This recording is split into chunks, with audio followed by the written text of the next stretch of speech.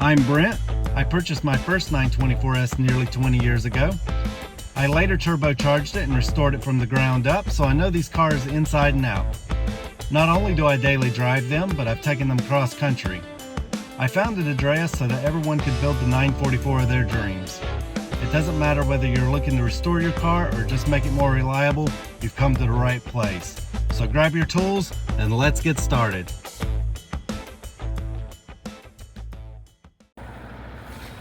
So hey guys, we just got this 86 944 turbo in. This is a very clean and beautiful car. So the owner says that when the engine's cold, this car drives great, but once it warms up, it starts breaking up and misfiring.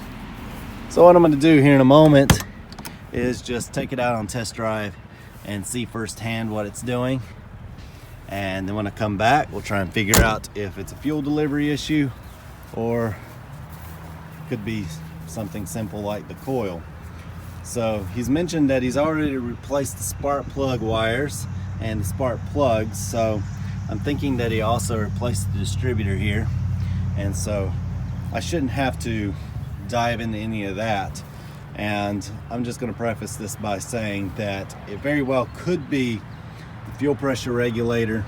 However, typically when those fail, you end up with a hard start condition or a poor idle, and this car idles perfectly, so I'm not going to start there. Also, when the DME temp sensor fails, that's not to say it hasn't, but typically it's very hard to start and then they drive fine once they've warmed up. So again, I'm not going to start there. What I'm going to be looking at is just the DME relay and the coil right now, and then we'll go from there.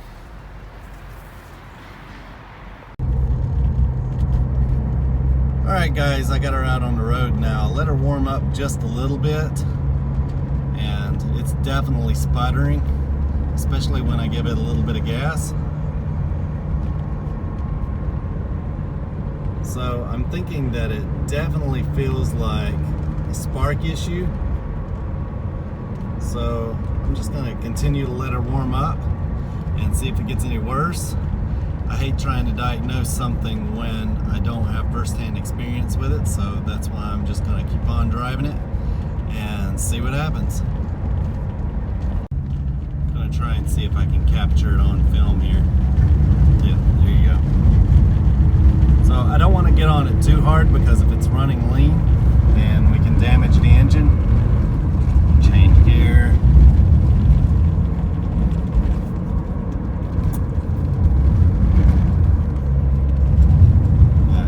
See there just how badly it's jerking.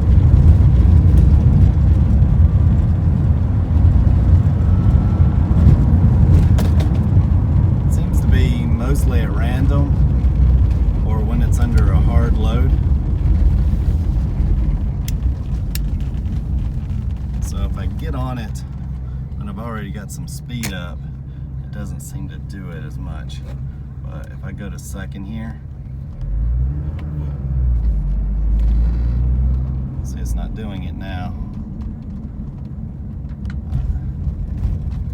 I'll try and figure this out. It definitely seems like something's going on with the ignition system. I'm back at the shop now, and it definitely feels like a spark issue. So what I'm going to do is check the primary and secondary resistance on the coil here, just to see if it needs to be replaced. So I've got a spare coil here, and this is how you're going to test the primary resistance. As you can see, there's leads on each terminal there, and you're looking for a reading between 0.4 and 0.6. As you can see, this one is testing good in this regard. Next, we'll check the secondary resistance. So now I'm checking the secondary resistance. As you can see, I have one lead on the positive post. If you're checking this outside the car, then it's going to be the larger post. And then I have another lead going down inside the coil.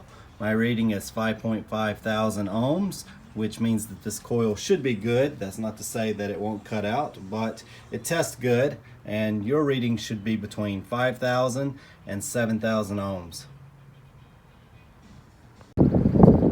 Now I'm back out here at the car, and I'm checking the primary resistance.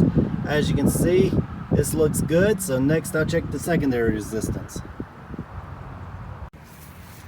So this is the secondary resistance. As you can see, this coil tests good on that. That isn't to say that the coil is still good. It could be cutting out whenever it's under load, but as for now, I'm going to move on and we'll try something else. So the owner mentioned that he replaced this throttle position sensor here, but as you can see, there's a lot of tape on the plug. So what I'm going to do is check everything at the DME and the KLR to see if it is actually working correctly. So I have the DME unplugged now, and as you can see, I've got one of my leads going to pin number 2. Next, I'll just ground this, and it's going to give me a resistance reading, which is going to tell me whether the idle switch on the throttle position sensor is working. It should be between 0 and 10 ohms, but as you can see, I've got 22. Go ahead and open it up, and when open, it should read infinite. So other than the high resistance reading, it is working properly. It's reading infinite whenever it's open. However, it should be between 0 and 10 when it's closed, and I've got 22. So I'm going to come back to that after I check the wiring to the KLR here. So now I'm checking the throttle position sensor at the KLR. I'm using pins 22 and 23. This is what I have with the throttle closed. Go ahead and open it up slowly. We're just going to be watching that it doesn't jump around and have any dead spots. And all my readings appear to be good. I'm going to put the readings that you should have on the screen, so that way you can follow along. But overall, it looks like this throttle position switch and the wiring is good. So it appears that the TPS and the wiring is fine. Nothing is shorting out. Even though we do have a high reading with the throttle closed, that should only affect idle and not cause the issue that we have. So the next thing I'm going to check is the DME temp sensor. So if you look down here at the DME temp sensor, you can see it's fairly new, and I've also checked that the wiring isn't shorted out, so I'm not really expecting anything here either. In order to test the DME temp sensor, you're going to stick a lead in pin 13, and then you're going to ground the other one. And it's about 60 degrees out here, and I'm getting the correct reading. That doesn't mean that the temp sensor is good. It could be acting up when it gets hot, but right now I'm not seeing any issue with this, so we're going to move on. So today I'm checking the knock sensor. You can see that I have my leads in pins 11 and 13 on the KLR plug. Everything is within spec. It should be 270,000 ohms to 330,000 ohms. So that covers just about all the electronics in the engine. That's not to say that they still aren't going bad, but as of right now, everything tests fine, so I'm gonna move on. I also didn't test the sensors because this isn't typically a problem that you have when they're going bad, and I also didn't check the airflow meters, since most of the time when it fails, you go into overboost protection on turbos, and this is a very different thing here. So what I'm gonna do now is move on to checking the fuel system. We have the gauge on the fuel rail. I'm going to go ahead and jump it. Should see the pressure go up.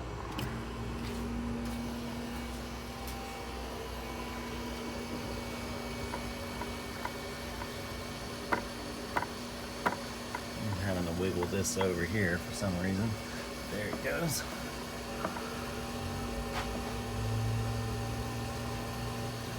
Looks like we're getting plenty of pressure. Could be something wrong with my adapter over here, but that's what we should be seeing in the rail there. Now we're just going to check the leak down on it. Go ahead and turn the fuel pump off.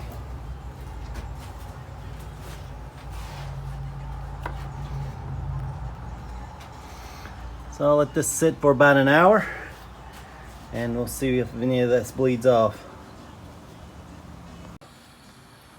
So I left this on here a few hours while I did other things, and the pressure still looks good, so I don't think it's an issue with the fuel pressure regulator. However, if you look down in here, you can see a lot of fuel is getting on this engine, and you can't really smell it while it's running. but it has to be coming from somewhere. And if I had to pinpoint a source, I would say that it's coming from around that O-ring on injector number 3. It's really hard to say what's going on, but if that O-ring is bad, I suppose it's possible that under boost, it is pushing air and fuel onto the engine here. So what I'm going to do is take the fuel rail off and just inspect what's going on there. I have injector number 3 out now, and the seals look and feel like new. However, if you look down in here where the injector was, you can see a lot of fuel residue. And when you look at the other ones, everything looks nice and clean. So there's definitely something going on with this injector. So I think what I'm going to do is send them off and have them check. This one here could be leaking from somewhere in the body. And when that happens, all you can do is replace them. So I got a call from the injector place, and they said that all 4 injectors were leaking. So I have 5 replacements here that I'm going to send back to them and see if they can't make some of these work. We got the new injectors in, so we're getting ready to start it up. Got her all back together now, and she's driving perfectly.